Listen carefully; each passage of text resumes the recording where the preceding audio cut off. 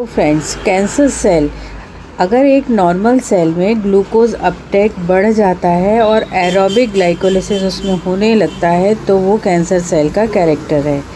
यहाँ पर जब ग्लाइकोलिसिस का हाई रेट हो जाता है, और हाई रेट क्यों होता है? क्योंकि जो लैक्टिक एसिड होता है उसका फर्मेंटेशन होने के कारण ग्लाइकोलिसिस का हाई रेट हो जाता है। और जब ये प्रोसेस ऑक्सीजन की प्रेजेंस में हो और जब माइटोकॉन्ड्रिया एक्टिव हो तब इसे एरोबिक ग्लाइकोलिसिस कहते हैं and it is also known as Warburg effect. यही एक यूनिक कैरेक्टर होता है कैंसर सेल का। तो कैंसर सेल का यूनिक कैरेक्टर हो गया उसमें ग्लाइकोलिसिस होना, एरोबिक ग्लाइकोलिसिस होना और ग्लूकोज का अपटेक ज़्यादा बढ़ जाना। इसी तरीके से अगर लो ऑक्सीजन कंसंट्रेशन होता है नॉर्मल सेल में, तो अगर लो होती है ऑक्सीजन तो वो अपनी एडजस्ट कर लेता है कंजप्शन को, कैसे एनारोबिक ग्लाइकोलिसिस में चला जाता है और प्रिवेंट ऑक्सीजन करता रहता है। तो इसका मतलब है कि वहाँ पर जो ऑक्सीजन है वो उसको वहाँ पर कंपनसेट करता है। Now here is what is glycolysis.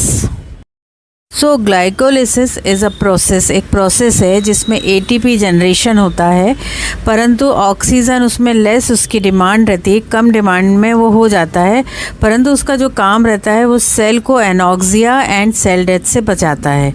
अब यहाँ पर एक फैक्टर होता है HIF।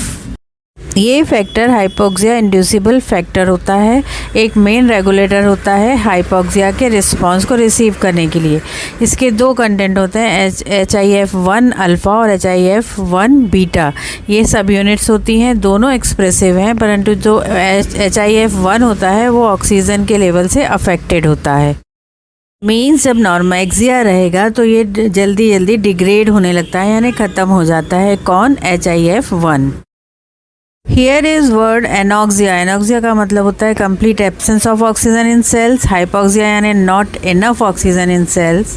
एनॉक्सिया यानी complete absence of oxygen in cells. और नॉर्मेक्सिया यानी simply the normal healthy level of oxygen in an organism. So cancer cell में हाइपोक्सिया होता है, means not enough oxygen present होती है, यानी लो कंसनट्रेशन ऑफ ऑक्सीजन होता है।